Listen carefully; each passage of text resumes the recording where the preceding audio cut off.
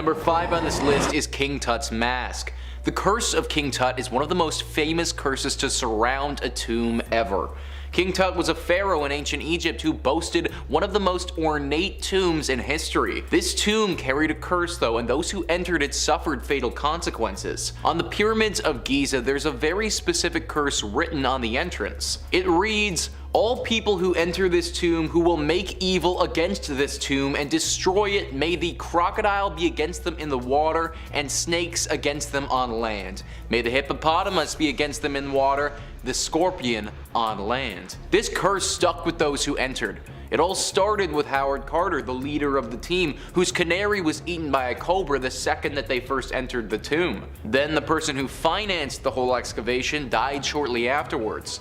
And from there, a domino effect occurred where many others involved suffered horrible tragedies or passed away. Some speculate though that it wasn't actually the act of opening the tomb that sparked this curse, but it was what they did with King Tut's mask. King Tut had a burial mask on when he was mummified and put in his tomb.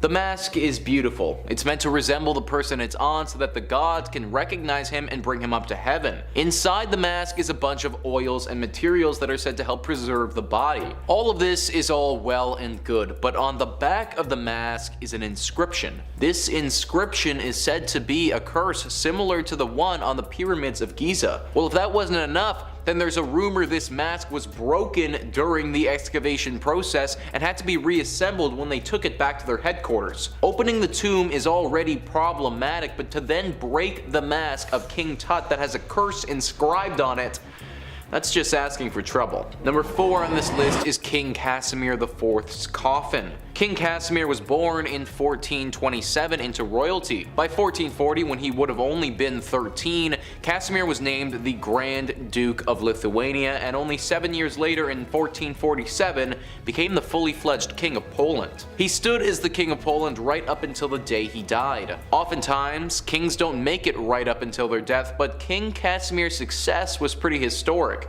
He's known in Polish history as being one of the most politically active and prosperous kings to ever rule over their country. During his reign, he won several wars, recovered territories for Poland, and made their royal family one of the leaders in Europe. Due to all of the glory that he received in his life, it was only fitting that he have a tomb that reflected this. He died when he was 65 years old in 1492 and was put to rest in the chapel of Wawel Castle. There he lay for roughly 500 years until 1973. Researchers opened the tomb to find a horrible surprise. The researchers opened this tomb and investigated the mummification process and all the artifacts he was buried with. They took his body and coffin out of this place and brought it back to their lab. What they didn't realize though was that this coffin had a curse to it. It's estimated that over 15 people died who worked on researching this body and this coffin. It took a while before they realized what was causing this death, but eventually they discovered the error of their ways.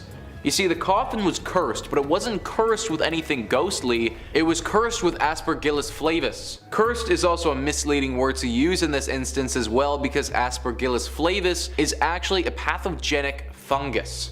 A fungus that when exposed to people can become a killer. For a long time, people thought that there truly was an ancient curse surrounding this coffin, but it was actually this fungus that kept preying on people's immune systems. Eventually, King Casimir's body was taken and put back into his tomb, but not before the damage had been done and over 15 people had lost their lives. Number 3. The Cursed Brick. Perhaps one of the least terrifying items on this list is a brick from the Borley Rectory, aka a brick from one of the most haunted houses in all of England. The house was originally built back in 1862. It was a house built for the rector of Borley, but after a fire in 1939 it was never rebuilt. It was finally demolished after in 1944, but before its final days, Harry Price, a paranormal researcher at the time, reported numerous ghostly sightings, including a ghost nun, a ghost car passing by, as well as numerous horse and buggy sounds on the property. That's terrifying. Yep.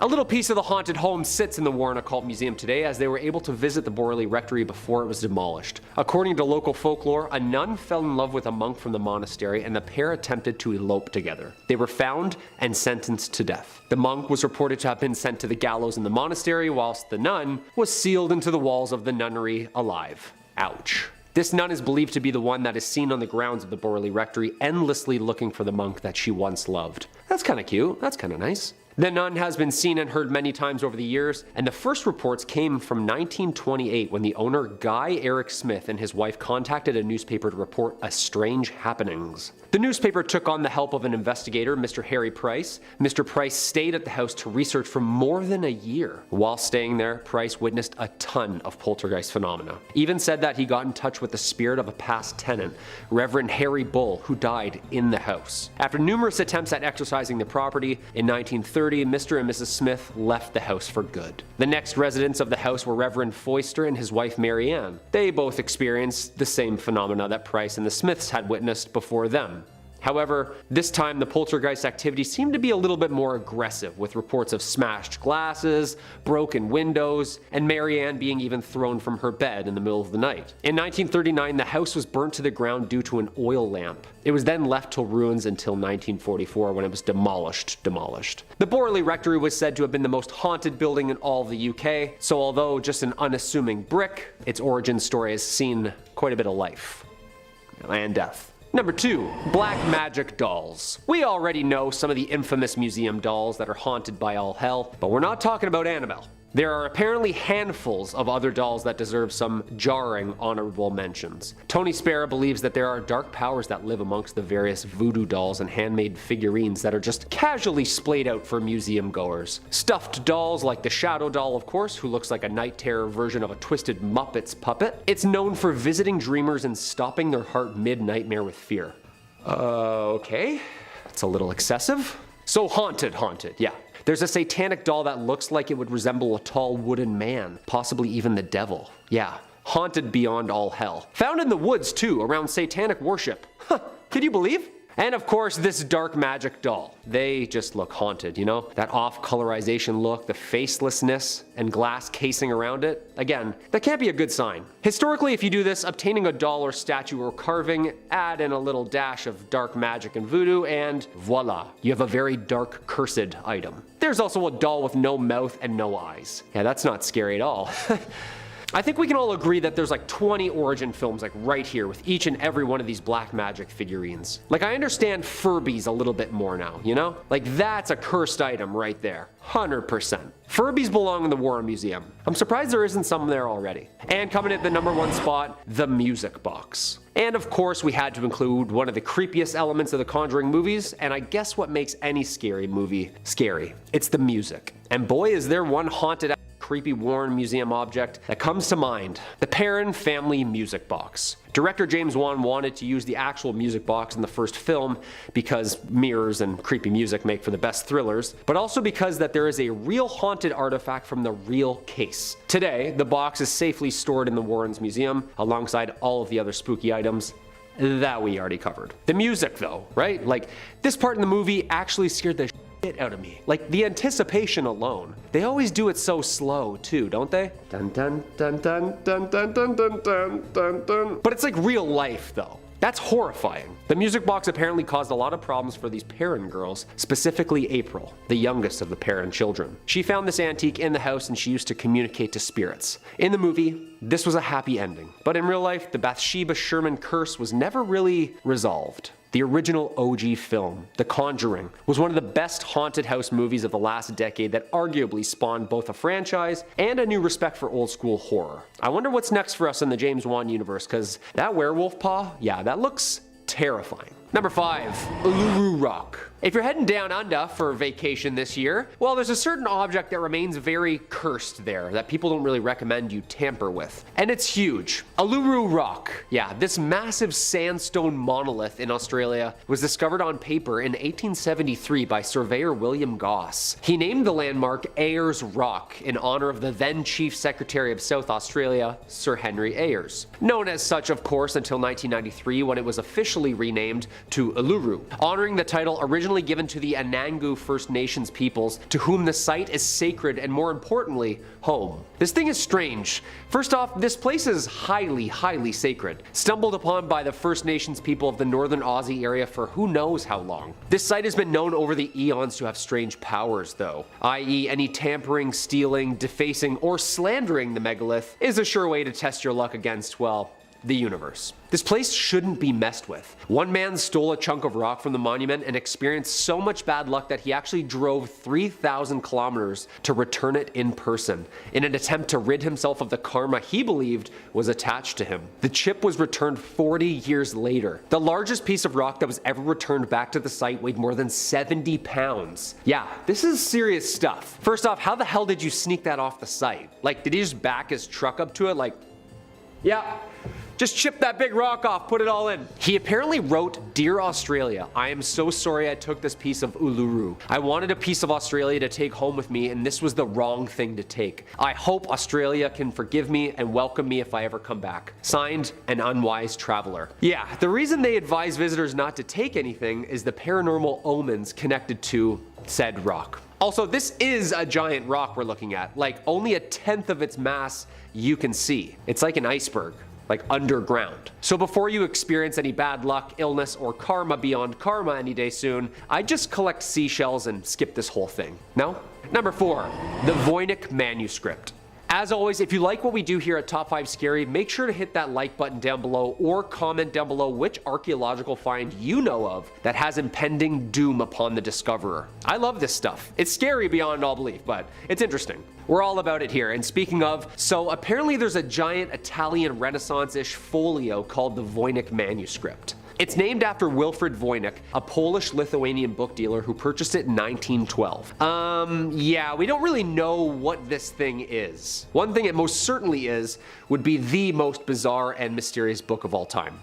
100%. Not only is it detailed so carefully and patiently, it's all like Tim Burton-like, with an entire world drawn and recorded that isn't ours. Like, is this a parallel universe book? Is this language even known? Like, it's unknown, like predates Latin and doesn't even use phonetic patterns and coding. It's the riddle of all riddles. Written in the 15th century, somewhere they think between 1405 and 1450, all 240 pages are inscribed in some sort of indecipherable language, with a small alphabet only of about 170,000 characters. Yeah, it's gonna take a while for them to crack this one. The contents alone have cursed people mad, with obscure visions and obsessions for years. My precious. Historians and cartographers have tried to crack the code for hundreds of years, yet not one has been successful. Why wasn't this a national treasure movie? I feel like this would have been perfect. Was it written by people from another world? An unknown species? It's so familiar yet so alien. Radiocarbon dating from the University of Arizona proved for all pages tested that once started, the writing was continuous for like 20 years. Protein testing revealed that the parchment was actually skin. About 150 calves slain for this Goliath mystery. It remains at Yale, waiting to be decoded to this day. Creepy! Number 3, the statue of Osiris. And speaking of ancient Egypt, we arrive yet again at something stolen. The statue of Osiris. In 1971, during an excavation in Saqqara, Egyptologist Walter Bryan Emery found a small statue of the Egyptian god of death, Osiris. He and his assistant returned to the dig site's office in a nearby village as Emery took the statue of Osiris with him. Once at his house, Emery went to the bathroom to shower, and after moments, his assistant began to hear Emery screaming. He found him clutching the sink, clearly experiencing some kind of trauma. His assistant said that Emery stood there paralyzed. I grabbed him by the shoulders and dragged him onto the couch. Then I ran for the telephone. Emery was diagnosed with paralysis of the right side of his body and was unable to speak. He actually died the following day. Talk about curse of the pharaohs. It's been said that there was a possession of a Canadian woman who believed her home had also become haunted by said statue. The woman gave it to the Ontario Museum, which returned it home to Egypt. Have we seen this video of said statue moving on its own? Like, this is from a Manchester museum, and this thing is just moving on its own all day. Yeah, this god's pretty powerful, and this stuff needs to be respected, you know? And returned. Like, you can't just steal stuff and throw it up in a museum overseas. Especially the stuff that clearly says in hieroglyphics, do not remove this, you will be cursed. We're uncovering more and more buried Egypt every day. Just please be respectful and leave the stuff alone after discovering and documenting it. And whatever you do, don't play any more instruments, okay?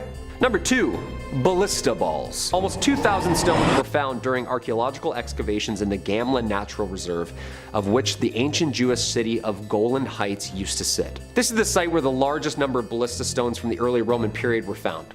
Basically, these little sanded stones are perfectly smooth, and perfectly designed for ancient machine gun slingshots. Oh yeah, and of course, by sling or hand. In 2020, a ballista ball in Israel was returned to the authorities 15 years after it was stolen. Apparently the balls were very cursed. Why was this particular ballista stone considered to be so cursed? Who knows? The artifact has been returned by an anonymous person under the name Moshe Manis. According to Moshe, the thief who stole the ballista stone stole it in 2005 when they were a teenager. Yeah. Oh yeah, it's definitely not me. No, it's a friend of mine. Yeah, no, definitely not me. Him and his friends were touring a display of ballista stones at the Jerusalem Walls National Park in the city of David. These ballista stones were used by the Romans when they were fighting in Jerusalem in 70 AD as part of the first Jewish-Roman war, known also as the Great Jewish Revolt. The man returned the 2,000-year-old Roman ballista balls from Gamla and actually wrote a little note on it saying, quote, "These are 2 Roman ballista balls from Gamla, from a residential quarter of the foot of the summit. I stole them in July 1995, and since then, they have brought me nothing but trouble. Please do not steal antiques." You said it, buddy. Those stones have seen their fair share of bloodshed. You don't want any part of that smoke. And coming in at number 1, the Wailing Skull. Our number 1 spot, of course, the one that scares me the most. Skull banshees screaming throughout the middle of the night. Oh yeah, just screeching ghost heads. You know this is a thing, right? Like way more common than we think. Like they're like everywhere. Burton Agnes Hall is in East Yorkshire, was built in 1598 during the reign of Elizabeth I by 3 sisters of the Griffith family. The youngest sister, Anne, was apparently attacked. They beat her after she apparently refused to give them her belongings. Locals heard her cries and came to her rescue and returned her home, though sadly perishing 5 days later. On her deathbed, she requested that the head be placed within the walls of the unfinished manor. The family ignored her request, and after she was buried and the house's construction was complete, the sisters began to hear sinister noises throughout the empty house. Well, screams, actually. The sisters returned to their family's vault to fulfill the past sister's request, and when they opened the tomb, the body was completely intact except for the now smiling skull across the room from the body. Okay, the head was taken back to the Burton Agnes Hall, and miraculously, the noises and disturbances stopped. It's like she asked to be there or something. The noises would only happen again when later residents tried to remove the skull from the premises. Yeah, I'd put that back immediately. Don't mess with people's scary like this, you know? The skull was later cemented in the walls for safety. Yeah, I'd hope so. Although the noises have stopped, Anne still makes a ghostly appearance apparently on the anniversary of her death. I don't know why people go around touching things, moving them around, like leave them where they layeth, you know? Number 5. The Anguished Man. The tale of this rather disturbing-looking painting is strange and steeped in mystery, but every scant piece of information we have on it is more unsettling than the last. The painting of a featureless man who seems to be screaming was apparently painted by a deeply troubled artist who mixed his own blood with his paints in an effort to get the right shade of red. Not long after completing it, the artist took his own life, and the painting found its way into a woman's care. She kept it for many years, but claimed that once she put the painting up, her and her family began to see a dark, shadowy figure roaming about their house. At night, they would hear strange sounds like footsteps and crying. The woman took the painting down and kept it locked in her attic for 25 years until she died, leaving the painting to its current caretaker, Sean Robinson. Sean had been warned by his grandmother that the painting was haunted, but he thought little of it. Robinson kept the painting in his basement for about a decade before rediscovering it and putting it up. Once again, the family began seeing the dark, shadowy figure roaming the halls and hearing the sound of weeping and moaning during the night. Sean began leaving a camera on by the painting to try and get evidence of its paranormal nature, and upon reviewing the footage, heard some odd noises and saw evidence of doors opening and closing seemingly by themselves, and the painting falling over onto the ground. As time went on, the activity became more and more intense, with his wife seeing a strange mist and an unseen force pushing his son down the stairs. Things went from bad to worse when guests who came to see the painting began reporting intense and sudden nosebleeds. Sean takes the painting out from time to time to show it to paranormal investigators and television programs who want to hear his story story, but otherwise, the anguished man is apparently kept locked away in a safe location to prevent any further harm from coming to unwitting people. Number 4. Robert the Evil Doll. We've all heard of the cursed Annabelle doll that has permeated pop culture for the last decade, but have you heard of Robert? Robert was a gift to a young boy of the same name, Robert Eugene Otto, from his grandfather. The grandfather had been traveling in Germany and came across the doll, who was not intended to be a toy, but a window display. He bought the doll for his grandson, who dressed it in a sailor's outfit that he had outgrown and kept it with him at almost all times. As the young boy grew up, witnesses remember his relationship with the doll seemed to grow more and more unhealthy, with him referring to the doll as a living person and blaming mishaps on him. The boy, who went by his middle name, Gene, grew up to be an eccentric artist in a stately home known as the Artist's House. He kept Robert by the upstairs window, where children claimed to see him moving in and out of view. When Gene died in 1974, the new owner of the house, Myrtle Reuter, found the doll and became its new owner. Visitors of the house began reporting the sound of giggling and footsteps coming from the attic where the doll was being kept. When the doll was around people who spoke ill of its original owner, some claim that his facial expression seemed to change. After Myrtle got sick of the doll apparently moving around the home by itself and scaring guests for 20 years, she chose to donate Robert to the Fort East Martello Museum in Key West, Florida. Robert now resides in a locked display case to prevent the over 120-year-old doll from decaying further, but also to protect the visitors of the museum. But even those precautions don't seem to always work. Guests who insult Robert at the museum report experiencing tragedies in their lives not long after. This has ranged from people losing their jobs, getting divorced, breaking bones, getting into automobile accidents, and even a few deaths. The doll reportedly receives letters every day from admirers, people wanting the doll to curse their enemies, and a few from people asking Robert to reverse the curse they believe he has laid upon them. Number 3. The purple sapphire. Well, not really a sapphire, but actually an amethyst. The spiky purple quartz looking thing. Hey, who said that haunted to hell items can't be precious and beautiful? Well, don't say that, because apparently this one is cursed, like cursed. The mysterious Delhi purple sapphire is now permanently on display as part of the Natural History Museum's vault collection of precious gemstones. The mysterious stone is rumored to have been stolen by a British soldier from the Temple of Indra, the Hindu god of war and weather, in Kanpur, India, during the Indian Mutiny of 1857. It was brought to England by Colonel W. Ferris, whose family then supposedly suffered many financial and many health problems.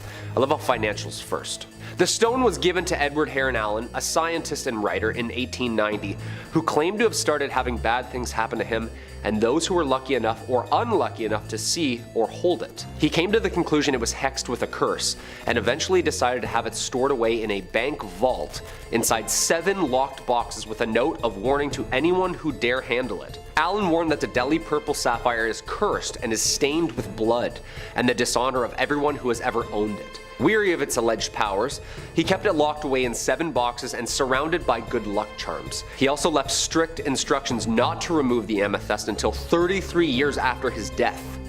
It's very specific. Heron Allen's own daughter was forbidden under every circumstance to even touch or handle the stone, which, half a year after her father's death, she donated the amethyst to the Natural History Museum, where it's on display today. Okay, so his own daughter donated this thing. She didn't even want it. That's a little spooky. Now, I mean, he was a writer, and writers can exaggerate sometimes, but not giving it to his own daughter and her not wanting it at all after his death? That sounds a little bizarre to me. Number 2, the haunted book. Okay, so sometimes we all find spooky doodles from the past we drew as kids. Finding old spooky pictures or letters written, that can be fun and great for scary stories. Apparently I drew aliens a lot. Yeah, who'd have thought? This next item holds more than just letters though. It holds power. This haunted book was given to Brighton's very own haunted house, Preston Manor, after a Kent family who owned it claimed it caused them to be plagued by ghostly visitors and spectral visions. A haunted ledger which was found bricked up behind a shop wall has been acquired by the museum. Phew. The ledger was donated by Josephine Beniovitz. The book was discovered by her father, Tony Beniovitz, in 1988 when he was demolishing a shop which closed in 1984. Having taken it home, the father and daughter believed they suffered a number of spiritual visions and images of men, women, children, and apparently soldiers on horseback. The ledger, which dates from the First World War, was a clue at maybe who was visiting them.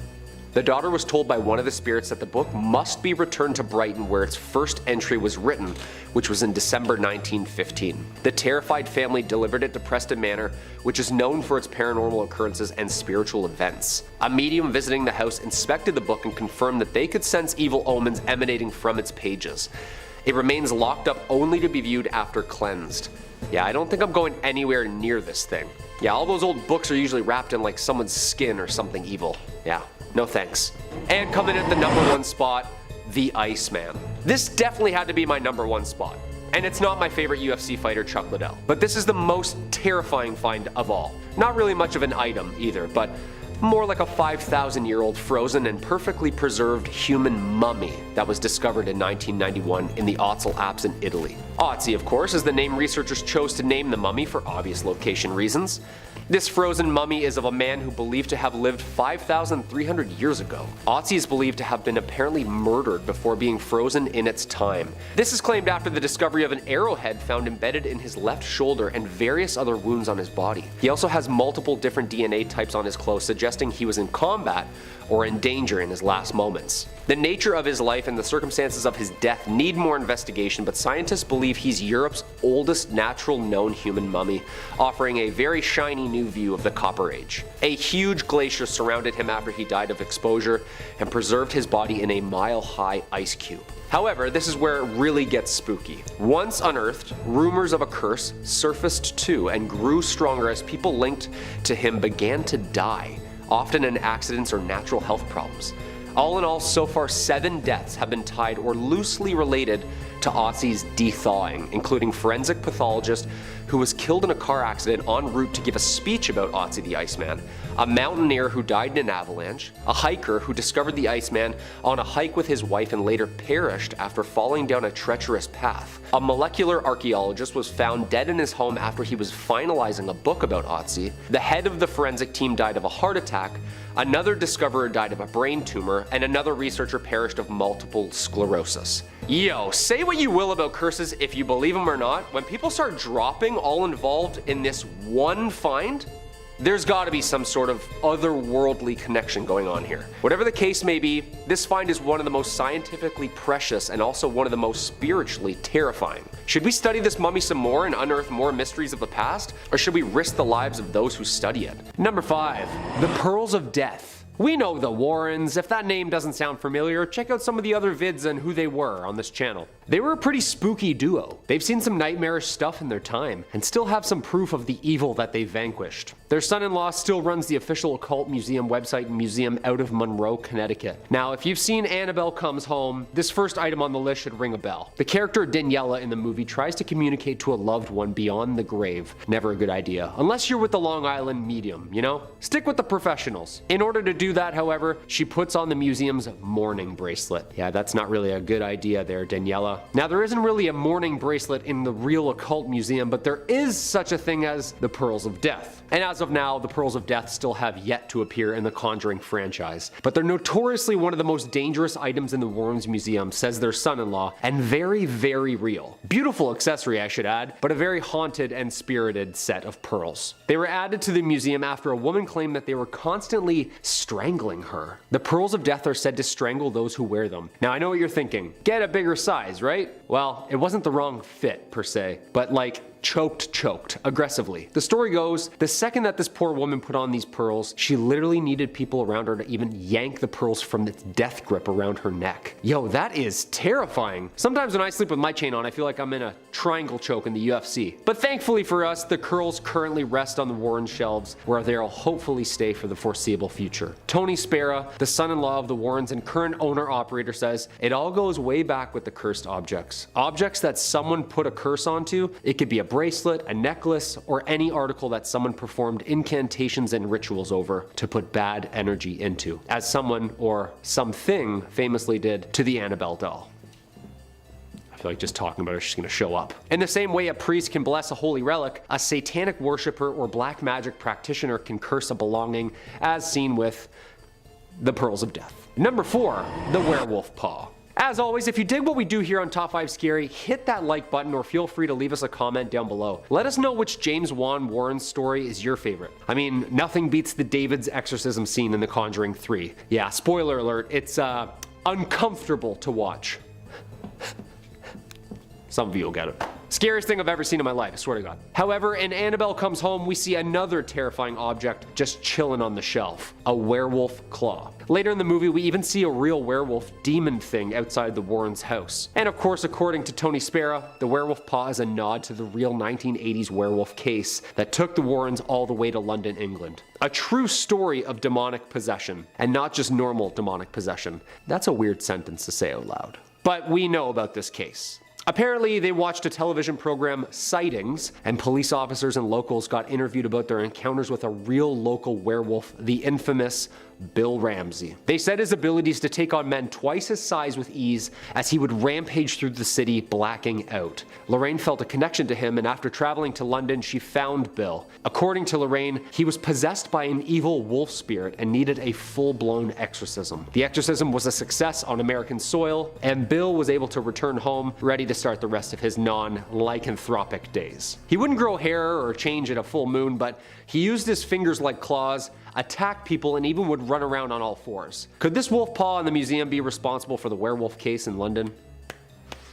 I think it might. Number 3, the mummy. Not actually a mummy, but the mummy board, or coffin, or lid. The board is painted of an unknown high-status woman from the 21st or 22nd dynasty. Timescale for you, that's about 1,000 years BCE. The British Museum's unlucky mummy has earned quite the reputation for causing destruction through its ancient curse. The mummy was found at Thebes in Greece in the late 1800s, and tales of its curse started soon after its discovery. It's said that of the 4 young Englishmen who bought it, 2 died in a shooting accident, and 2 died of health problems. A string of illnesses, accidents, and deaths following this are said to be attributed to the lid. One of the most infamous rumors about the mummy's curse is that it caused the sinking of the Titanic. Wait a minute, what? One of the victims on board was a journalist who apparently was the first to publish articles about the mummy's find and the curse that went with it. Survivors from the disaster recall hearing stories about the ship of an ominous artifact that has a sinister reputation. As the mummy stories and the rumors spread, people who survived began to ask the question if the rumors had caused the disaster that night. The unlucky mummy is now an ancient Egyptian artifact in the collection of the British Museum in London. The identity of the original owner is still being studied and the related causes brought on by it. Due to the brief hieroglyphic inscriptions of short religious phrases, scientists are still trying to decipher the name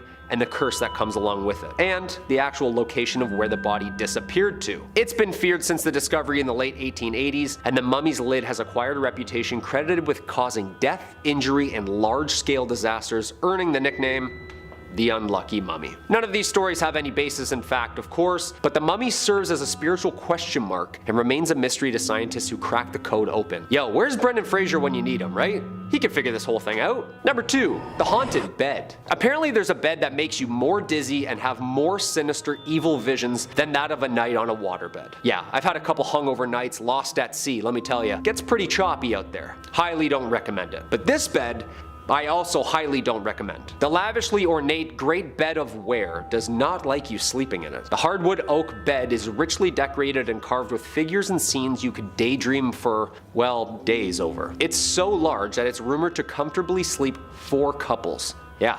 Talk about a California king. There's a tale that suggests that the bed was made in the 15th century for King Edward IV by a very gifted carpenter, but through the years found itself being passed between the inns of ware where commoners were able to sleep in it, break the legs, and apparently cover it head to toe in graffiti. Yeah, the disrespect alone. The defacing got so bad that apparently the ghost of the maker haunts those who are not of royal blood. Basically not blessed by God to rule. It's so old and so haunted that apparently people who spend the night are woken up violently by specters watching them sleep. Apparently there are so many initials carved into the wood, images drawn on it, that it's hard to know who actually the bed was originally fitted for, and who actually cursed it. Some researchers believe that the curse surrounding the bed could have actually been carved into it with symbols and text that hexed the next user. Whatever its history, it's haunted. The bed can now be found in the British galleries of the Victoria and Albert Museum in London. We need like the Long Island medium to take a nap in it, you know what I mean? See what she thinks. And coming in at the number 1 spot, the Terracotta Army. The Terracotta Army was discovered in 1974 by a group of farmers. Yang Zifa, his 5 brothers, and neighbor were digging a well east of the Qin Emperor's tomb mound at Mount Li. For centuries, occasional reports mentioned pieces of terracotta figures and fragments of the Qin necropolis. Roofing tiles, bricks, and masonry were regularly found. But when they discovered heads, Chinese archaeologists started to investigate. To this day, it remains the largest pottery figurine group ever found. The Terracotta Army seemed to be a collection of terracotta sculptures depicting the armies of Qin Shi Huang, the first emperor of China. It is a form of funerary art buried with the emperor around 209 BCE with the purpose of protecting the emperor in the afterlife. The figures were discovered in Lingtong County outside Shaanxi, China. The figures vary in height according to their rules, and they're all dressed in different garbs. The tallest, of course, being the generals. These statues include warriors, chariots equipped with horses, more than 8,000 soldiers, 130 chariots, 520 horses, and 150 cavalry. Other terracotta non-military figures were found in pits close by, including officials, acrobats, strongmen, and musicians. Yo, are we sure that Medusa didn't just make her way through China and start stoning people in time with her looks? Because that's like an entire city made out of clay. In the records of the Grand Historian, China's 24 dynastic histories, it was written that work on the mausoleum began in 246 BCE, soon after Emperor Qin ascended the throne. Apparently the project involved 700,000 workers. Yeah, I'd really hope so, because that many perfectly sculpted figures are so realistic. There must have been a city of artists. The site is now a UNESCO World Heritage Site and has been since 1987. This is scary just looking at it. I'm not convinced this was just an art project for the journey between spirit realms. I think this was used as a decoy for battle. 20,000 figurines just chillin' waiting? Seems pretty intimidating to me. Whatever its origins, it's jarring to look at. What do you think? Well, there you have it, folks. 5 cursed items that scare historians so much that literally all of these are tucked away safe in a museum with lots and lots of security cameras. I don't think anyone's breaking in to steal a haunted bed, but who knows, maybe these items have more cursing to do. Number 5. The Ring of Sylvianus. The Vine Ring, aka the Ring of Sylvianus, is a gold ring dating back to the 4th century AD. The ring was discovered in the fields of a farm in 1785 in Hampshire, England. Originally the property of a British Roman named Sylvianus, apparently it was stolen by a person named Antikythera, upon which Sylvianus hexed the ring with a curse. That's right.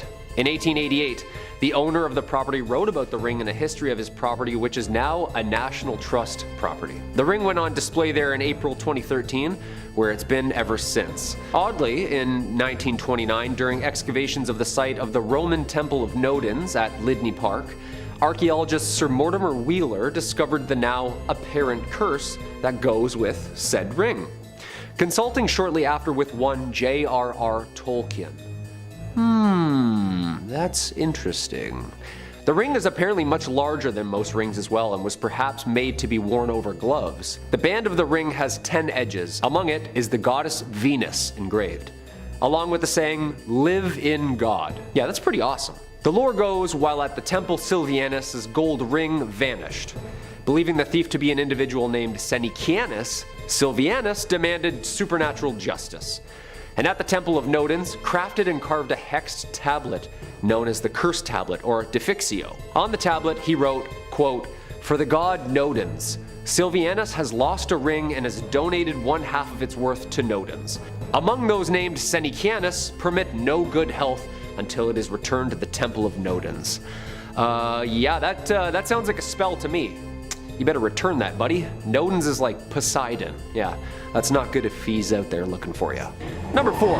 Tutankhamun's trumpets. The trumpets are a pair that were first found in the burial chamber of the 18th dynasty pharaoh, famously known as King Tut. 1 sterling silver and 1 bronze. They are considered to be the oldest operational trumpets in the world, and the only known surviving examples from ancient Egypt. The trumpets were found in 1922 by Howard Carter during the excavation of Tutankhamun's tomb. Yeah, you know, the whole cursed tomb thing. The bronze trumpet was discovered in the tomb's antechamber in a large chest containing other military objects and walking sticks. The silver trumpet was found in the actual burial chamber. Both are engraved with decorative images of the gods. Similar looking trumpets feature in Egyptian wall paintings that are usually, but not always, but most associated with military and war. Silent for more than 3,000 years, the trumpets were played for a live audience of 150 million people through a BBC broadcast live in 1939. And then World War II happened. Because apparently the curator of the Tutankhamun collection at the Egyptian Museum says whenever someone blows into it, a war occurs. The same thing happened in 1967 and the 1991 Gulf War when a student was doing research on Tutankhamun's collection and gave her a whirl. Yeah. The bronze trumpet was one of the artifacts stolen from the Egyptian Museum in Cairo during the Egyptian looting riots in 2011 and then, hilariously enough, returned weeks later. Yeah, apparently it's like really cursed, like haunted cursed. Guy didn't want it anymore. Shocker. Number 3. The Woman of Lem. Now, modern art can be a bit confusing. It's hard to understand an artist's true meaning behind their work, especially when things start to get abstract. Looking at the Woman from Lem statue, it's hard to even make out what this is supposed to be. A fertility statue? Primitive bog roll holder? You wouldn't even know just by looking at it just how lethally cursed this statue is. We don't know who crafted this, or why. But we do know that under no circumstances whatsoever should you ever touch the Woman of Lem statue, lest you're looking to incur the wrath of a centuries-old evil. The statue was first uncovered in 1878 in Lem, Cyprus, giving the statue its name. Carbon dating suggests the statue was formed around 3000 BC. Hey, wait a minute. Do you think Ötzi the Iceman ever saw this statue? You think maybe it's the same curse? Was life just significantly more cursed back then? Now back on hand to the topic. Once the statue was found, it began to wreak havoc almost immediately. Legend says 4 families are purported to have lost someone after touching the statue. The first owner, one Lord Elfont, a lord during Cyprus's time as a colony, lost 7 members of his family after acquiring the statue. Sometime afterwards, the next lord to acquire it, Ivor Minucci, obtained the statue and lost his entire family in the span of 4 years. The next victim, one Lord Thompson Knoll, just like the others, his family passed away within 4 years. The stories say that eventually, his remaining surviving sons, understanding that they had a responsibility to rid themselves of this generational evil, gave the statue off to the Royal Scottish Museum in Edinburgh for safekeeping, or maybe just to pass the curse along like a vicious cycle of regifting. Within a year, the museum curator passed away mysteriously. Right now, it's still kept there, locked away behind a glass box, never to be touched again by human hands. Let's try and keep it that way. Number 2. The Hope Diamond. Now the Hope Diamond has shown up a few times on this channel before, and for good reason. It's considered one of the most haunted objects on the planet. The diamond was first uncovered in India, with reports claiming that the diamond was plucked from the eye of a statue of the goddess Sita, the goddess of beauty and devotion. Legend has it that the first person who ever stole the diamond was attacked by dogs shortly after taking it. From here, the diamond made its way through countless hands, never staying in one pair of hands for too long though. It's said to have been owned by King Louis XVI and Marie Antoinette, who as far as I know, never had anything too bad happen to them. You know, at least nothing worth losing your head over. That's a little history joke for you. Look up the French Revolution, or Assassin's Creed Unity. It's the same thing. Throughout the diamond's storied history, it's been said that just about every owner of the Hope Diamond suffered a horrific fate. 14 confirmed deaths and owners throughout history, and that's only the ones we know of, as there could be countless more. The jeweler who recut the stone into its current form, William Falls, died a ruined man in poverty and hardship after his son Hendrik stole the stone from his father, who would later be prompted to take his own life as repentance for his crime. After passing from owner to owner under grisly circumstances, it finally made its way to Harry Winston, an American jeweler who, possibly making the first smart choice of anyone on this list, thought it better to play with his odds, and donated the diamond to the Smithsonian Museum of Natural History in 1958, where it currently resides sealed away to this day. So what happened when it became museum property? Well, the curators of the Smithsonian were thrilled to receive it, and have said that they consider the gem a crown jewel of their diamond collection, and that in all the time it's been in their watch, no one has suffered any ill effects, and if anything, visitors have gone up. Maybe Indiana Jones was right. Maybe it belongs in a museum. Number 1. King Tut.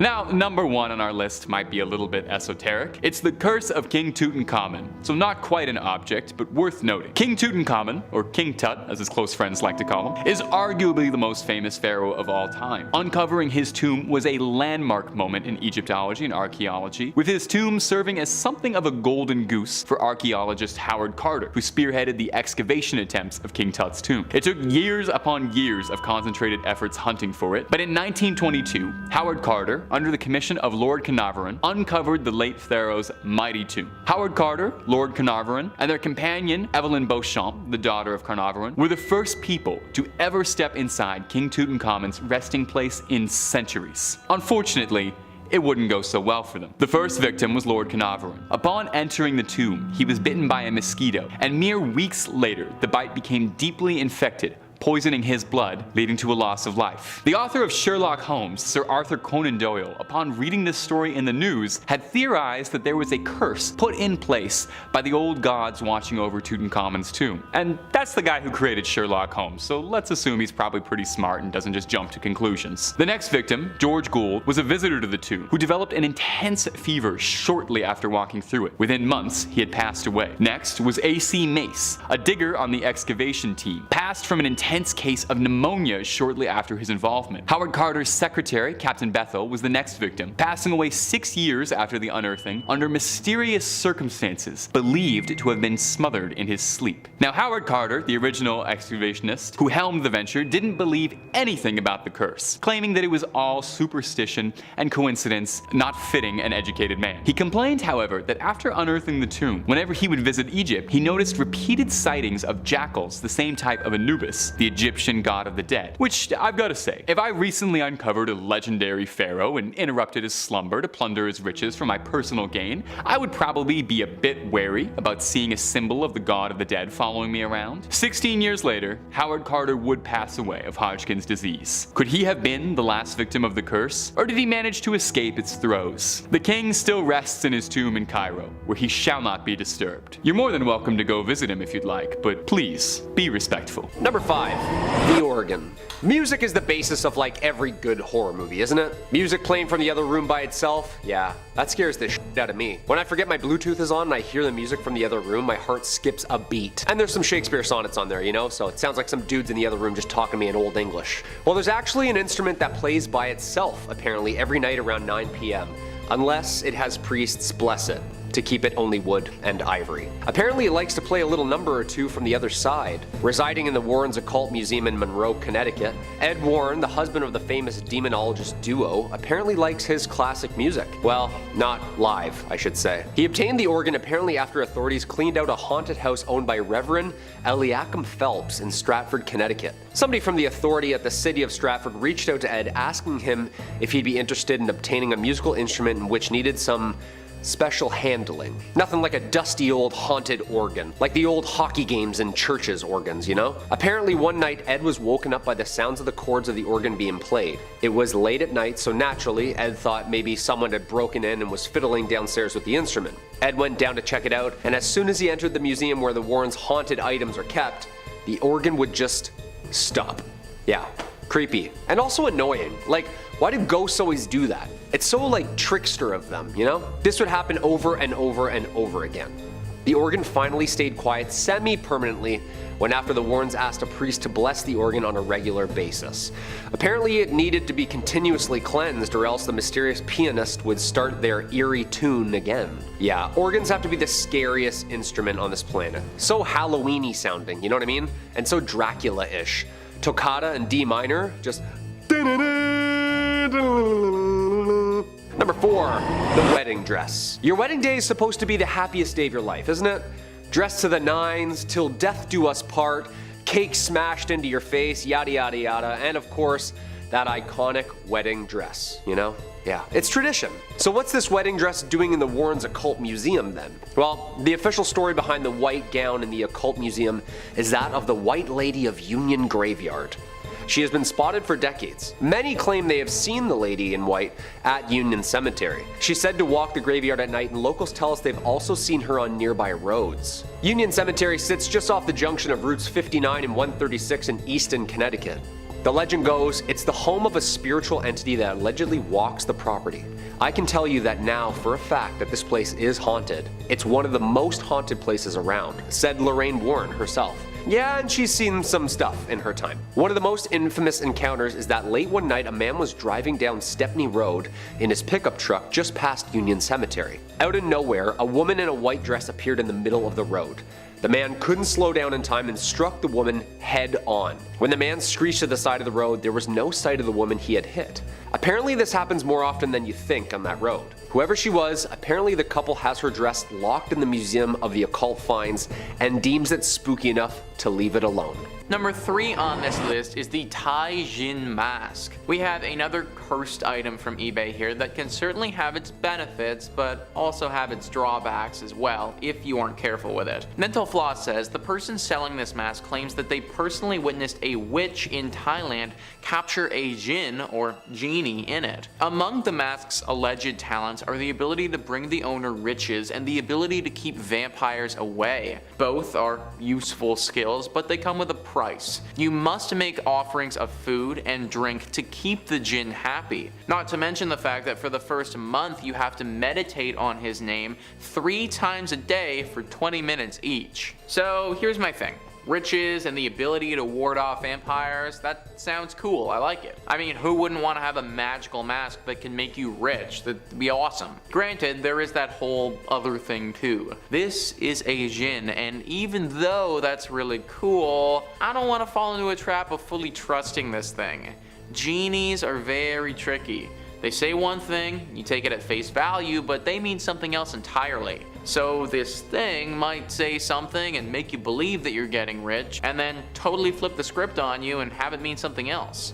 Also, let's not forget that if you mess up a little bit and don't offer this thing food or water or meditate on it 3 times a day, then it will probably choose to respond decently badly to you. These are all risks that I personally don't think I'm willing to take. Also, here's my other thing. Like, if this mask is gonna give you tons of riches, then why is somebody selling it on eBay? Why would you need to sell this thing if you're already super rich based on the mask? And if it was that great, then wouldn't you want to keep it? I don't know, just some stuff to consider before you pull the trigger on this thing. Number 2 on this list is Lisa's shoes. Lisa was a young girl who lived back in the Victorian era a long time ago. Now apparently she died way too soon. We think it was sepsis, but we don't really know when she died or why she died for sure. All we know is that she was taken from the earth way too early. Mental Floss says, said to contain the spirit of a little girl called Lisa, these shoes were found by someone who was curating their late aunt's estate, tucked in a nursery closet alongside various Victorian clothes and toys. They suspected they were haunted, the seller writes, since there was a lot of knocking in the nursery closet. If actually possessed, tap dancing might wake one up in the middle of the night. The noise wasn't the only indication of the shoes' otherworldly nature. The house they were found in was rumored to be home to a number of ghosts, including that of a woman who had murdered her baby there in the 19th century, and the spirit of a 9-year-old girl who died of sepsis. So if you're the type of individual who likes to fall asleep to the sound of cursed shoes dancing all over the floor, then I guess this is for you. I don't know how many of those people are out there, but hey, no judgment here. I personally do not have any interest in purchasing some cursed shoes, but that's just me. Apparently, if your heart really does desire such a thing, then a few clicks on eBay is all it's gonna take. And finally, number 1 on this list is the Anguished Man painting. The Anguished Man painting has been something that we've talked a decent amount about on this channel when it comes to haunted and cursed paintings. Well, you can buy this haunted / cursed painting on eBay if you wanted to do so. The seller of this oil painting describes it as a horrific paranormal portrait. The artist is unknown, but according to its owner, the artwork may be responsible for a number of spooky goings on around the house. Since owning this painting, I've experienced a number of strange paranormal events that cannot be easily explained, the seller writes in the listing. These include hearing disembodied footsteps from elsewhere in the house, the sound of bird songs appearing out of thin air in the living room, and finally observing a heavy metal door latch lift by itself and the kitchen door open by itself. So that's a hard pass from me, guys. Not only will this painting curse you and your home, but also, like, really isn't that great of a painting to begin with. I mean, I don't want to disrespect the artist here. I'm sure that they had a great vision, but I don't really want to have a picture of a screaming dude in my home just looking at me all the time. Even if this thing wasn't haunted and was just totally normal, that would still scare the bejesus out of me late at night when I'm half asleep going to get a glass of water or something. If you are about it though, then hit them up on eBay and you can get the Anguished Man painting in your home today. Our first spot is the Anguished Man painting, a painting that's been said to be haunted by the spirit of its former artist. The Anguished Man was painted by, we have no idea, actually. Fittingly, for something like this, its true origin is a mystery, but it's been said that it was painted with a mixture of the artist's own blood and paint, which explains that delightful crimson hue. The artist disappeared after painting it, and in 30 years, no one has been able to trace its origin to anyone. The earliest recorded history of the Anguished Man comes from a woman in North England who owned the painting after receiving it as a gift, and understood that there was something deeply, deeply wrong with it, but kept it anyway, I guess. After years of having it in her possession, she gave the relic off and passed it on to her grandson, Sean Robinson. Once the painting found its way into Sean's possession, he reported consistent hauntings from it, claiming that at night the painting can be heard screaming, writhing, loud noises, the painting falling off the wall in the middle of the night, and even going so far as to claim that he's seen the canvas itself twisting. Locking the painting in his basement, but feeling a compulsion to keep it locked to study it and possibly keep it safe from the outside world, Sean has recorded several videos of the Anguished Man in action if you feel like you've been getting too much sleep lately. While some skeptics might doubt that the Anguished Man is actually haunted, there is absolutely zero doubt that the painting itself is as fascinating as it is terrifying. Robert the Doll. At first glance already seems a bit unsettling, between his empty smile and the blank expression of the pet sitting on his lap. If only it ended there. Legend has it that this century-old doll is home to a malevolent spirit locked away. It's been said that misfortune comes to those who don't respect him or insult him. Robert's story begins over 100 years ago, and his true origin is somewhat disputed. It's agreed that he was owned by Robert Jean Otto, who received it as a boy, but some people claim that it was a gift from his grandfather, while locals prefer to claim nefariously that the doll was given to Robert by a servant of the house who hexed it out of resentment. Whatever the case, Robert brought trouble with him. The real Robert, or Jean as he went by, would refer to the doll as if it was a living entity, claiming that it had a will of its own. When things around the house would break, like the rest of Jean's toys being destroyed, he'd claim that Robert had done it. The family would find Jean in the middle of the night, wailing, surrounded by overturned furniture, claiming once again that Robert had done it. People would claim to see Robert out of the windows, appearing and disappearing at seemingly random times of day. While Jean no longer owns Robert, of course, Robert lives in the East Martello Museum in Florida, where it's said that even locked up he still causes havoc, causing electronics to malfunction and go haywire. Employees have reported sleepless nights, strange noises, streaks of bad luck after spending time around Robert. The museum claims too Robert gets 1 to 3 letters a day from people asking for forgiveness or asking him to place a curse on others. If you're ever in the area and you feel like checking in, just make sure you're respectful about it, okay? You never know. Number 3 on this list is the Screaming Skull of Burton Agnes Hall. The Screaming Skull of Burton Agnes Hall wasn't necessarily from a tomb, but it was recovered from a grave, so I think it still counts in this criteria. Burton Agnes Hall was built in the 17th century in Yorkshire. It was built by Sir Henry Griffith, who had 3 daughters he loved very much. They all moved there and were very happy for a time. One of the daughters was named Anne, and Anne loved to explore the outdoors. One day though, when she was exploring, a gang of robbers got to her and they beat her and left her for dead. When the family found her, there was barely any life left in her. They brought her back to their home, but her time on this world wasn't long. While she was dying, she had a very strange request to her 2 remaining sisters. She begged them to take her head and put it within the walls of the hall so that she could always be there with her family. She was dying, so they agreed, but neither of them actually intended on taking their sister's head off and keeping it in their home. A few days later, she died, and they buried her outside the hall without keeping their promise. This was a big mistake though. After she was buried, strange noises and banging sounds started happening all over the hall. Screams and crying could be heard throughout, and moans the family couldn't ignore. Eventually they gave in, dug Anne up, and took off her head. They brought it into the hall and the disturbances, they stopped. But years passed and the ownership of this hall changed. The new owners, they had no interest in a dead girl's skull in their home and got rid of it, but sure enough, just when they did, the noises and the hauntings started again. Over the centuries, people have tried and tried again to rid themselves of this skull many times, but eventually they always cave and they have to bring it back in. The skull truly is cursed, and it must remain inside the home at all times if you ever want any peace from Anne's spirit. Number 2 on this list is King Tut's statuettes. King Tut's tomb didn't just have one cursed item, it had multiple. His burial mask is pretty widely known, but many don't know the story of two statuettes that also came from this tomb. These were two small bronze statues found inside the tomb. One of them with their hand over their heart and the other one with their hand over their mouth. Lord Carnarvon, the man who funded the initial excavation, gave these to a friend as a gift. This was meant to be in good faith and a friendly gesture, but he had no idea the trouble that they would cause. The name of the family is omitted in this story to protect their integrity, and the person who received the statues is simply referred to as James. James received these statues and brought them back to America with him, but then started to suffer the consequences. Once wildly successful, James started to lose everything: his company, his money, his family. James went through 3 failed marriages, a complete collapse of his immense fortune, and finally died of illness without ever realizing these statues were part of the problem. He left them to his grandson in his will, and the curse continued. When his grandson took hold of these statues, he was a decorated Olympian, but he also suffered a serious fall from grace.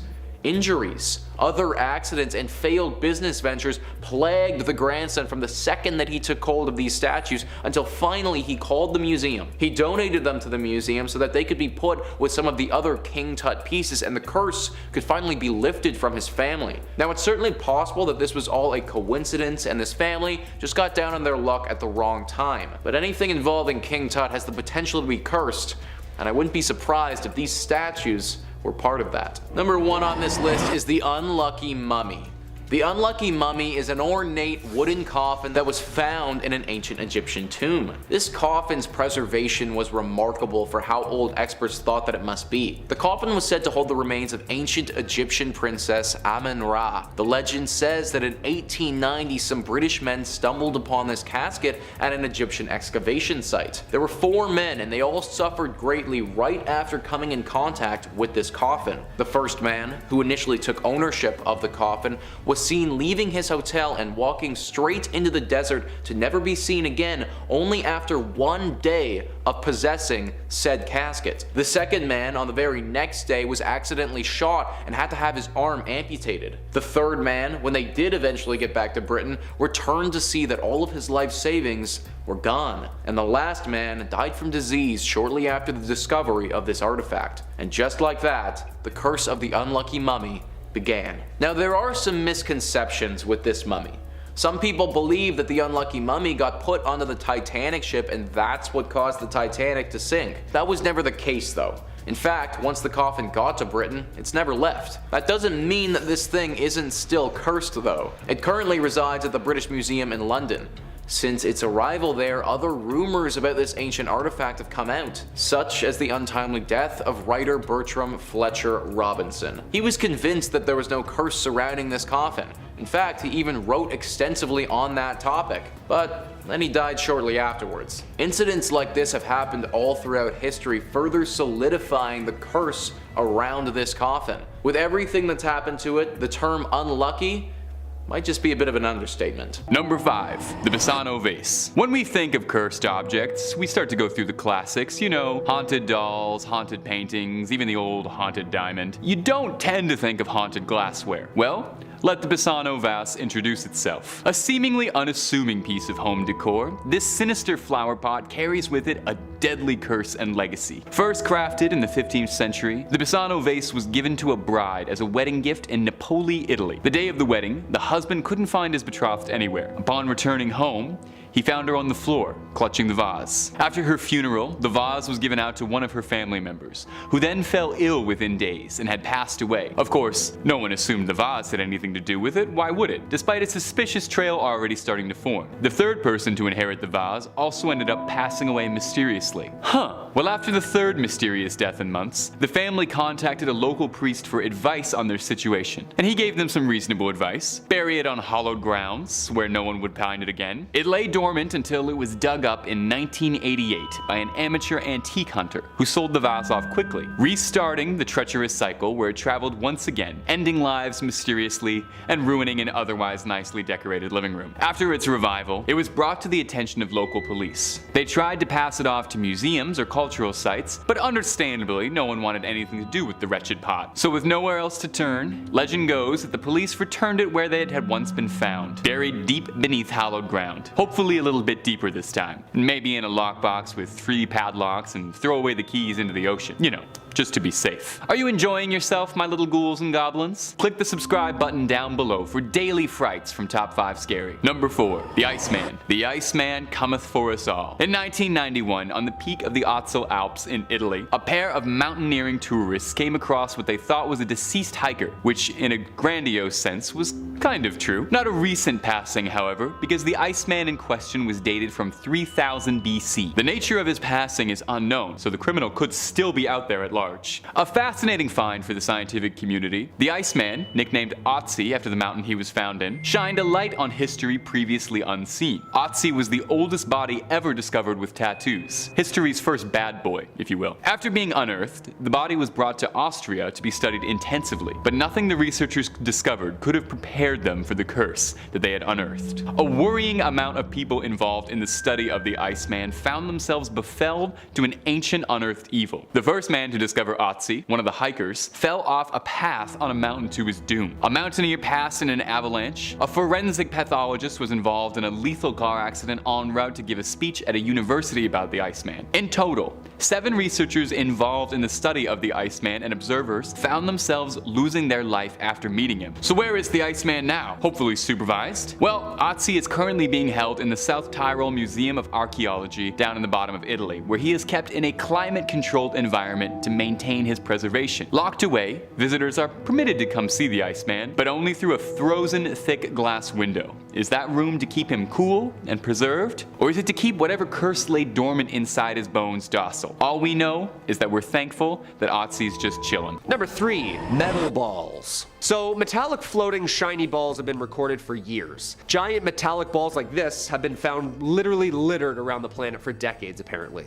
Ufologist and professor at Stanford Gary Nolan is currently studying these metal Malteser looking things right now that people have collected and auctioned off since the 50s. Right now in Texas there's a dude who has a ton of these apparent real alien tech. Jim Marlin, famous music producer, was given these metal giant pinball looking spheres by a celebrity's bodyguard apparently, who said that they were dropped from a craft in his backyard in the early 50s. And like, a lot of celebrities have touched these. Dennis Hopper, Jane Fonda, that's Hollywood people. These things are famous on their own. They also move on their own, and apparently hold power and light up once in a while on their own. Yeah. That's not scary at all. Hey dad, after Survivor, can you just move your metal giant floating balls out of the living room? Yeah, mom asked me to ask you. In the 70s, the Betts family of Florida came across a small metal sphere the size of a bowling ball in the woods behind their house. Their first thought was the sphere was an old cannonball from a battle. They decided to take the sphere home, and when the sphere seemed to react to the sound of music in the house, making a throbbing, pulsating noise, later the sphere was even seen rolling on its own and would even stop and change direction in the house. Yeah, that's terrifying. Even the Navy went there and checked out these giant mysterious metal orbs. Every time I'm on Reddit seeing these like light orbs trucking around the skies, I can't help but think, is that them? Like, that's them. One thing's for sure, they don't seem to be made here. Number 2, the Antikythera mechanism. The Antikythera mechanism is an anomaly on its own. For those of you who aren't familiar with it, it's basically an ancient computer that uses the cosmos to predict astronomical events. Thought to have been the first analog computer ever created, and no, it wasn't made in a garage in 1997 somewhere. It was invented by who knows who, like 2,000 years ago. Captain Dimitrios Kontos and his crew of sea sponge divers discovered the Antikythera shipwreck in early 1900 just off Antikythera in Greece, hence the name.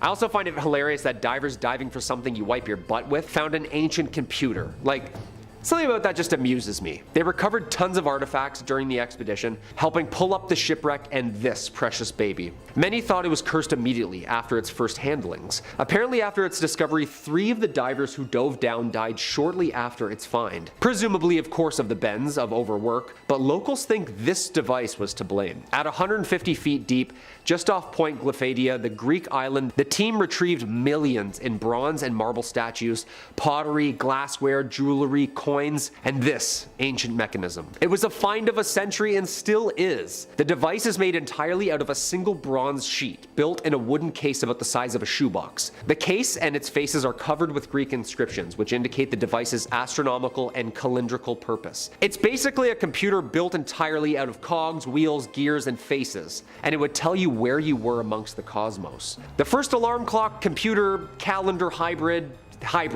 Again, 2200 years ago. Like, no machinery, no watches, no laser cutters, basically everything we have in our iPhones right now within a wooden box 2,000 years ago. Again, it's funny, they were collecting sea sponges to wipe our butts and then stumbled upon a computer. Yeah.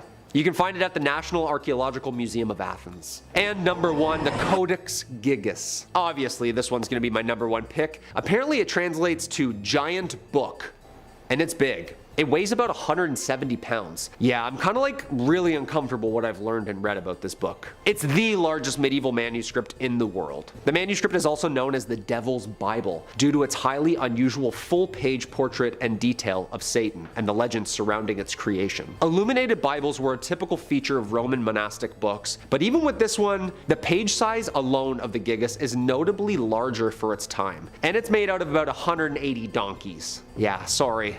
Poor little guys. The most famous myth is that the scribe traded his soul to the Prince of Darkness himself so that he could complete the book in only one night. Everything within the book has been handwritten by a single anonymous person. Created in the early 13th century in the Benedictine monastery of Bohemia, now modern-day Czech Republic, this book holds demonic power. The manuscript contains the complete Bible, Old and New Testaments, as well as all medicinal and cosmological knowledge, all written in Latin, and predated glyphs.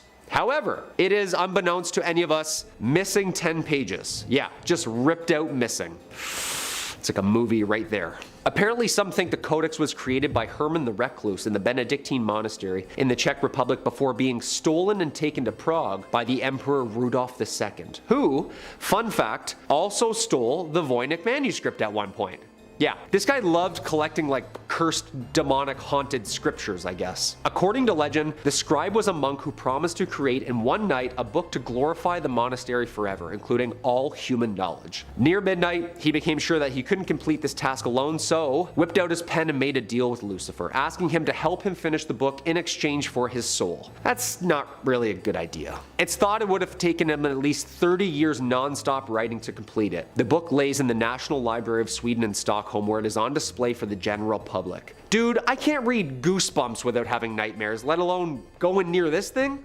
Nah, I'm good. Number 5 on this list is the smelly photo. All right, everybody, beware of the smelly photo, for if you purchase it, then you'll be cursed with a horrible smelling odor for all of eternity. All right, so maybe it's not that dramatic, but apparently this is actually a thing. Mental Floss says this historic daguerreotype type is reportedly inhabited by a Victorian gent named Martin. It was initially found in the eaves of an attic, and its owner would bring it out for guests to see. Eventually, people began to notice that certain smells would mysteriously appear and just as mysteriously disappear, such as the scent of roses and cigar or pipe smoke, or even the odor of smoke from a wood fire, the seller writes. When questioned with a Ouija board, the spirit inside was sometimes talkative and even playful, but other times reticent. But some spooky things started happening in the house, like objects disappearing or being moved, and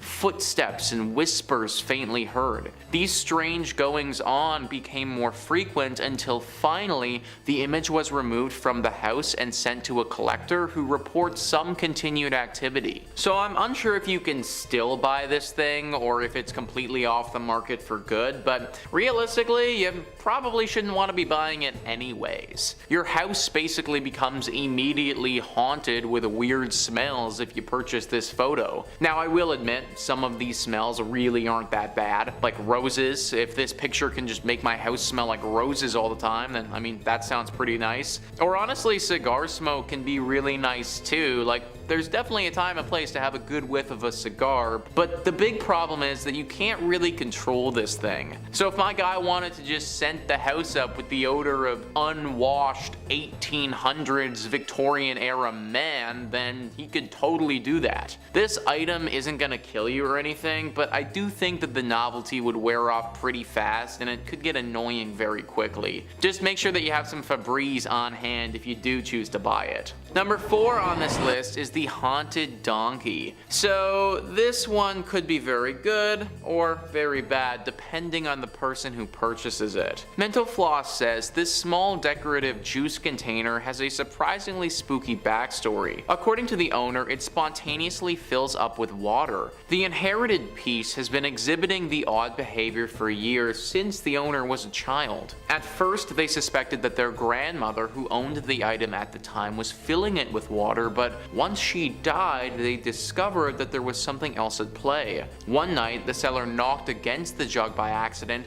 and noticed it sounded like it had liquid in it. When I investigated, I found that there was indeed water in it, they wrote. I thought maybe it was a mistake, they explained, but it's happened sporadically ever since. I'm not scared or anything, but I'm just not into the type of stuff. I wish my Nana well in the afterlife, but it's just not for me, they said. Now, one thing that isn't mentioned there is what happens if you drink the water. Apparently, if you have a good heart and are kind and caring and look out for your fellow human, then drinking this water is fine, and it's believed to even give you good luck. But if you don't possess those qualities that I just listed, if you're rude, if you're selfish, and if you're greedy, if you only look out for yourself and will walk over other individuals for your own personal gain, then drinking this water will do the opposite. You will be cursed with bad luck, and it will be very hard to get rid of it. So that's what I mean. This item can be very polarizing and can be super good depending on who buys it, or it could be super bad. Number 3. The Women from Lem statue. This limestone statue, also known as the Goddess of Death, was discovered in Lem, Cyprus in 1878. Its purpose, or exactly what it was meant to portray, has been lost to time, but many experts believe it may be a fertility statue of an unknown goddess. Whatever the reason for the carving, experts have concluded that it was carved sometime around 3500 BC. After being found in 1878, it was purchased by a man named Lord Elfont. Within 6 years of having acquired the object, Elfont and all 6 of his family members had died under mysterious circumstances. The statue passed to a man named Ivor Manucci, who died along with his entire family within 4 years of the purchase. The same thing happened to its next owner, Lord Thompson Noel, and his family. The statue seemed to disappear for a time before being acquired by Sir Alan Biverbrook, who had a wife, 2 daughters, and 2 sons. Yet again, family members began to drop like flies, with Biverbrook, his daughters, and his wife all passing within a few years. Fearing that they would be next, Biverbrook's sons decided to donate the statue to the Royal Museum in Edinburgh, Scotland, where it was soon put on display. However, the statue was not quite done, and the curator, who had handled the statue, mysteriously died the next year. The statue is still on display to this day, locked in a heavy glass display case. Number 2. Thomas Busby's chair. Our next entry takes us to North Yorkshire in 1702, when 2 criminals, Daniel Oddie and his son-in-law, Thomas Busby, came into conflict. They were coin forgers who essentially ran a criminal empire, but Daniel disapproved of Tom's relationship with his daughter. This resulted in a fight, which ended with Daniel's untimely demise. Thomas was arrested soon afterwards and sentenced to be hanged.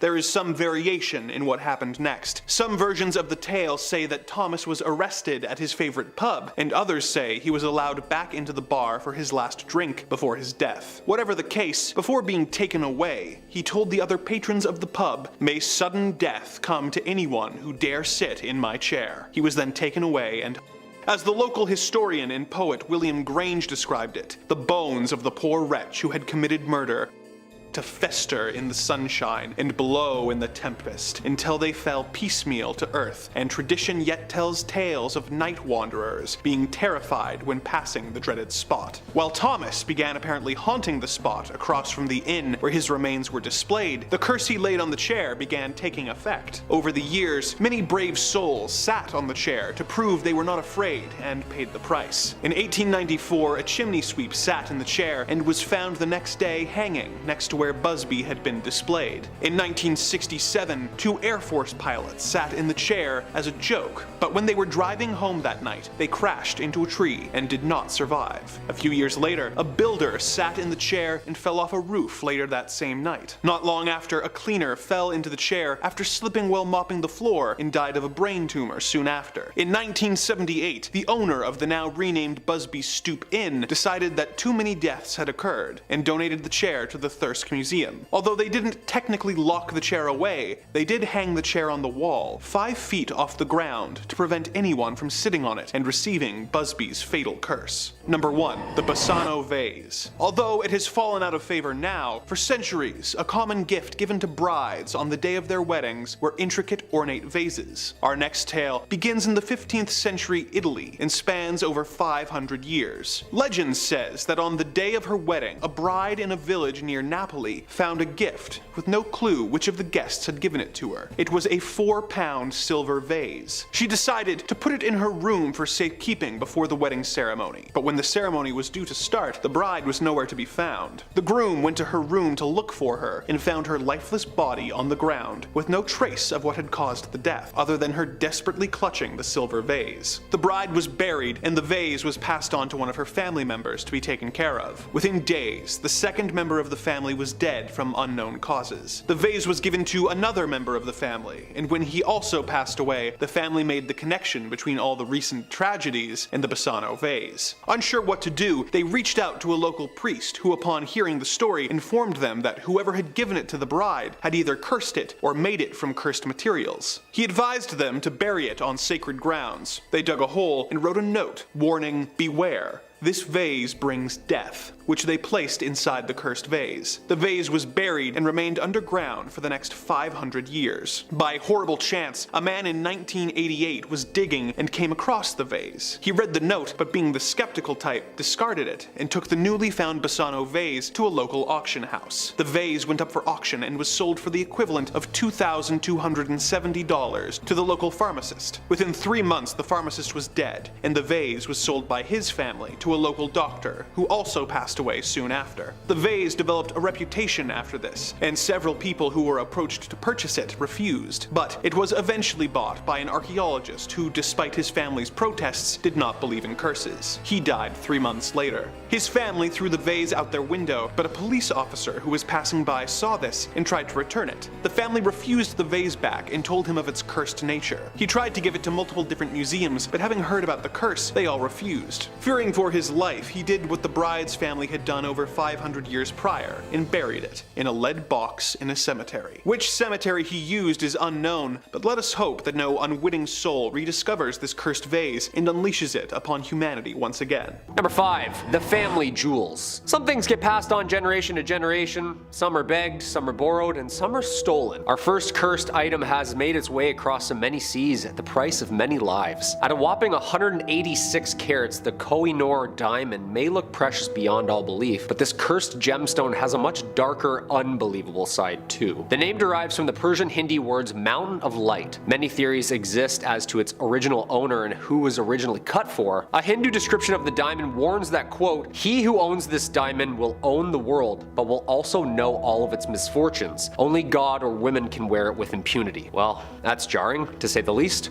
Right there in writing, huh?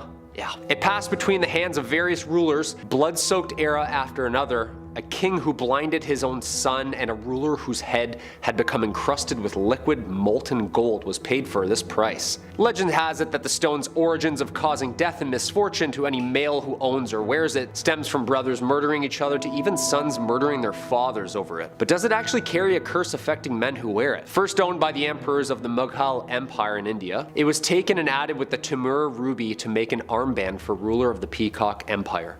The diamond then went to Sikh Maharaja Ranjit Singh. After his death, his 5-year-old son Duleep Singh, the last Maharaja of the Sikh Empire, would be the last male who ever seemed to wear it. Since being owned by the British royal family, and oddly enough, it's only ever been worn by females. After Queen Victoria's death, Queen Alexandra got it and was used to crown her at her coronation in 1902. The diamond was then transferred to Queen Mary's crown in 1911 and finally to the Queen Mother's crown in 1937, where it remained for more than 80 years. When Queen Elizabeth died in 2002, the crown was placed on top of her casket for the funeral. All of the crowns are now on display in the Jewel House at the Tower of London, with crystal replicas of the diamonds set in the older models they were in. So what's the deal? Is this thing still cursed?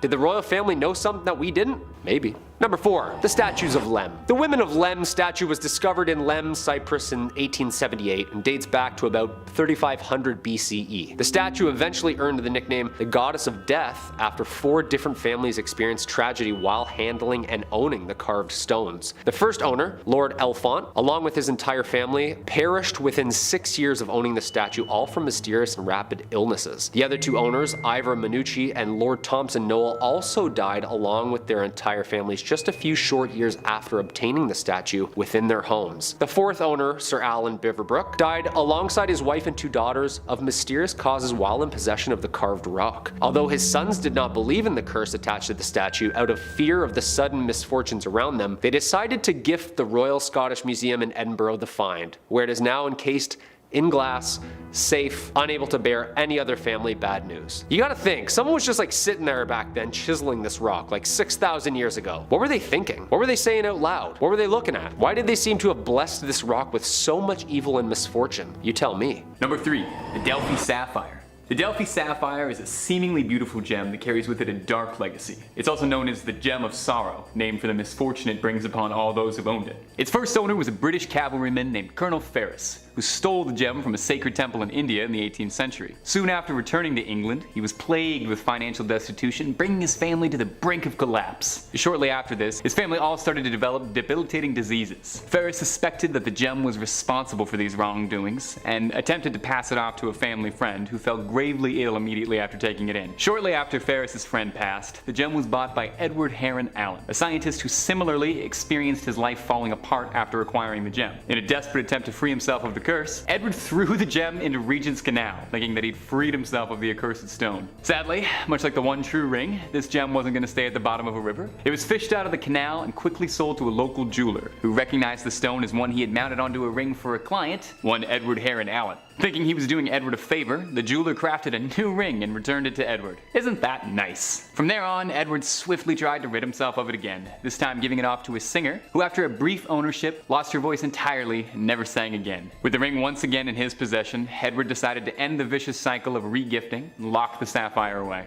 He locked it in 7 stacked boxes surrounded by good luck charms, and gave it to his bank to store in their vault until his passing, never to be opened, never to be sold. Heron even advised the bank that after his passing, it should be kept for another 33 years, just in case there was any residual curse smell in the box, I guess. Anyway, eventually, the sapphire found its way to a museum, as these things always do, who upon opening the 7 boxes found inside a letter reading, "This sapphire is accursed, and stained with the blood and dishonor of everyone who has ever owned it. Whoever opens this box, do with it what you wish. My advice, however, is to throw it into the sea." Number 2. James Dean's car. Absolutely nothing is cooler than driving a souped-up Porsche, and in the 1950s, there was no one cooler than James Dean. Aside from being the cultural face of 1950s teenage delusionment and an icon for outcasts of his day, James Dean had a passion for cars and racing, and had a collection of impeccable Porsches, although the last one he would ever own was a Porsche Spyder 550. It was actually commissioned for Dean, and was one of the first makes of that car produced. A souped-up Porsche capable of race speeds, it seemed like the perfect car for a hot-headed rebel. But from the moment he got it, people were wary. A friend of Dean's, actor Alec Guinness, wrote in his diary after meeting James with the car that the sports car looked sinister to me. Exhausted, hungry. I found myself saying in a voice I could hardly recognize, "Please never get in that car. You will be found dead." Normally any friend telling you outright not to get into a car would be worth paying attention to, but I feel like special triple warning should be heeded if it was Obi-Wan Kenobi telling me not to do it. Sure enough, Dean ignored, went ahead and raced the car anyway, leading to a tragic car accident that would claim the actor's life. Shortly thereafter, the Spyder was chopped for parts, where its engine was bought by Dr. William Esquirk and installed in his own car. The suspension and transmission of the Spyder was given to Escric's colleague and fellow doctor and racing enthusiast, Troy McHenry. In a race in 1956, both doctors driving cars with the Porsche's old parts both crashed, leading to the death of McHenry and injuring Escric. Somehow, not learning any lessons, the self-proclaimed king of customs, George Barris, purchased the mangled wreck of the 550, hoping to rebuild it as a tourist attraction, where it was sold to the National Safety Council as a harrowing display of road safety. In 1959, while in storage, the car spontaneously caught flame. The tires were sold to a private buyer who had them burst on the road, causing them to careen off. And finally, in 1960, while in transit from Miami, the car disappeared entirely. The whereabouts of the car and its pieces are currently unknown, with the only confirmed part left being a transaxle that was found in Massachusetts. And finally, at our number one spot, the Devil's Rocking Chair. When we think of a devil sitting atop a throne, our mind isn't likely to conjure up the image of a rocking chair. That's more for kindly old grandparents. But for the Glatzel family, it was all too real. Seemingly an unassuming piece of leisure furniture, this twisted piece of haunted mahogany became the focus of one of America's most notorious exorcisms. In the early 1980s, the young son of the Glatzel family, David Glatzel, claimed that he was being plagued by nightmares of a creature with jagged teeth, twisted horns, and hooves. And the family was worried, as the boy wasn't really the kind to make things up. The boy insisted that he would see this beast sitting in the chair, rocking, watching him, laughing, threatening to steal his soul away. You know, regular old imaginary friend stuff. The visions persisted and even manifested physically, with David waking up in the middle of the night with scratches, bruises, and cuts, as well as red marks around his neck, as if something had been grabbing his throat. He would convulse during the night, and a family member would watch him sleep, as he would have seizures repeatedly. David started to hiss and growl at his family, and even was reported to have spoken tongues, quoting from the Bible. Eventually it became too much for the family to bear, and professional help was brought in from, who else? Ed and Lorraine Warren, who performed multiple exorcisms, and brought in a series of priests to try and quell the spirits inside the house. Lorraine asserts that she saw the chair levitate in her time there. After a final exorcism, it's reported that the demon left young David, but found its way into his sister's fiance, one Arn Johnson. She reported the same growls, hissing, as well as slipping into periodic trances he couldn't be shook from. Tragically, Arn was involved in a conflict that led to the death of his landlord, and when he stood trial for it, insisted that he hadn't acted on it, but rather it was the demon possessing him that made him do it. He was locked away. After these dark events, the chair was kept away in storage, for fear that its evils might seep into the rest of the world. It resides now in the Haunted Museum, owned by Zach Baggins himself, one of the world's foremost experts on the paranormal, and a sort of modern successor to the Warrens, who's indisputably the wisest man to be owning something like this. Let's just hope he's not looking to get comfortable in it anytime soon.